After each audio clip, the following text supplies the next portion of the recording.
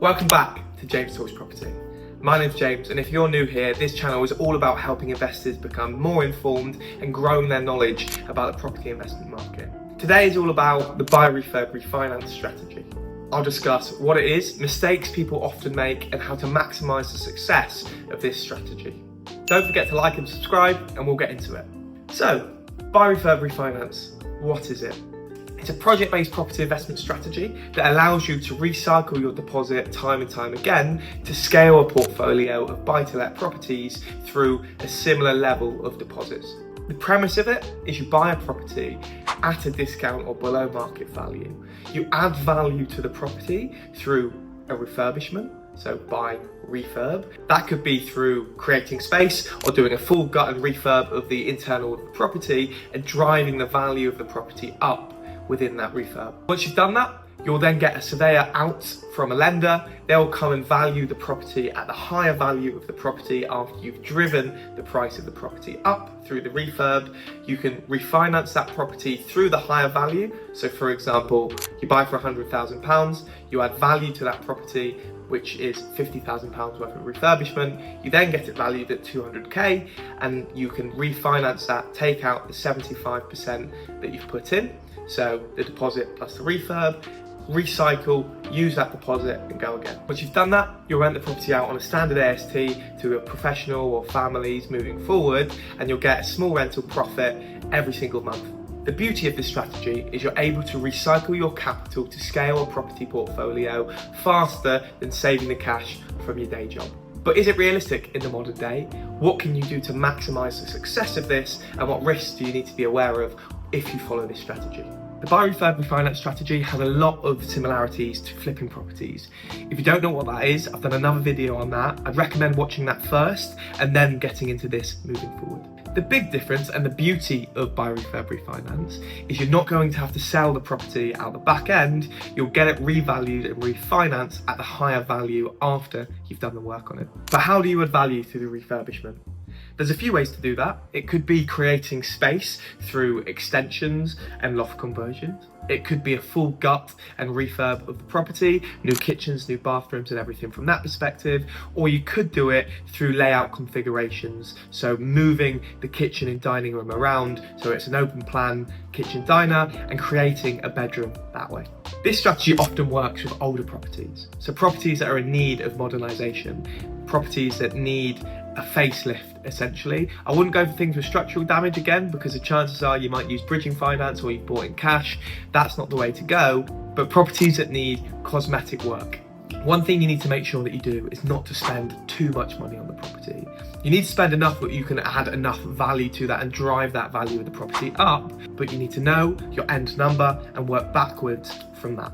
Essentially, just because you spend £40,000 on the refurb of a property doesn't mean that the property is going to grow proportionally to that. So you need to know your numbers inside out. You need to manage the project well, and you need to work effectively with the timelines you have available. This strategy always comes back to the refinancing element. How it works is once you've done all of the work on the property, you'll go to a lender. That lender will then have the property valued at the new value of the property once all the work is done, and they will lend based on that up to a 75, maybe even an 80% loan to value. What that means is you need to keep 25% of the value of the property in the property as your portion and release up to 75% of the new value. So again, let's say you're able to increase the value of a property from £100,000 to £200,000, you'll get a new loan up to 75% of the £200,000, meaning that you can release 75% or £150,000. So if we work that backwards,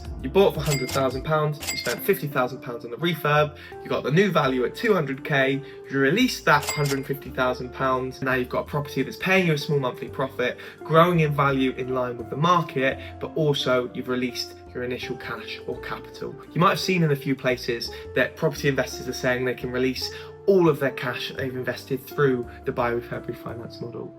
The truth is, in the modern day, that's maybe not so realistic, but you can release a big chunk of the cash you put in so you can recycle as much of your capital as possible to scale the portfolio.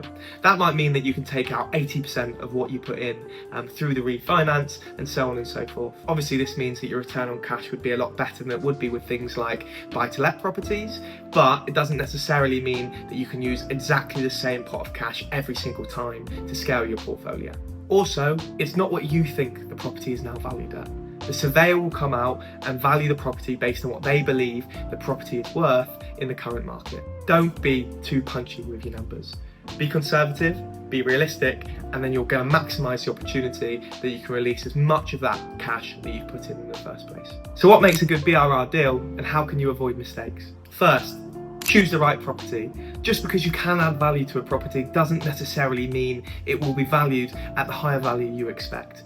Go on Rightmove before, do your due diligence, look at real sold prices on that street and in the surrounding streets around that property to make sure there's real comparable evidence so a surveyor can go out and value it based on the property and the local market. 2. Do not overestimate the end value of the property. The surveyor is unlikely to come out and value your property as the most expensive on the street or in the local area, so make sure that you're doing it to the local market. Be realistic and you'll maximise your chances of getting the money out the back end. 3. Underestimating the value of the refurb costs. In the modern day, refurbs cost a lot, materials cost a lot, and so do tradesmen. So if you're getting builders in doing all of the work, the likelihood is things are going to creep up a little bit. Give yourself that wiggle room and the flexibility in your budget so you don't end up eating into your profit or your capital moving forward. Number 4, and one of the biggest problems people often find within Buy Refurb Refinance, is timing. Projects take time, and if you've got finance or short-term finance like bridging finance and the project goes on, then that will eat into your money and eat into your profit. So again, only take on bridging finance if you've got experience with refurb projects, you work within the trades, or you're confident you can deliver on time without being unrealistic. And to be honest, bridging finance is actually a brilliant way for this strategy if you've got the experience. But if you don't have the experience, don't start out with this or buying cash. Give yourself a little bit more time and a little bit more flexibility and go from there. You can always finance it through investor finance if you've got the experience doing it, and that will give you a little bit more time to make it work moving forward. The final thing you need to be aware of to make this a success is to be aware of surveyor reality checks. Essentially what this means is a surveyor can go out and value the property at whatever value they want to on the day. This means that sometimes there are down valuations, even if you can genuinely see comparable evidence of a property very similar to it in the same street. It doesn't necessarily mean you're going to get the valuation that you're looking for. Unfortunately, there's very little you can do to control this factor. You can always appeal, but there's very little chance that that will be successful moving forward because you have to get a surveyor to come out and admit that they're essentially wrong, which is unlikely. But if you've given yourself that wiggle room and that flexibility for the end valuation of the property, you're still going to be able to release a big chunk of the cash that you've invested and scale your portfolio a lot faster. So if you've got the time and the cash to do project-based property investment, this is a great strategy to scale a long-term portfolio. It will give you the chance to scale a long-term property portfolio whilst recycling as much of the capital as you started with as possible. There's obviously less risk than flips because you don't need to find a buyer at the back end, but there's more risk than just normal standard buy-to-lets. And that's essentially that. Let me know if you've enjoyed it, comment any questions you have about this strategy, and I'll see you in the next one.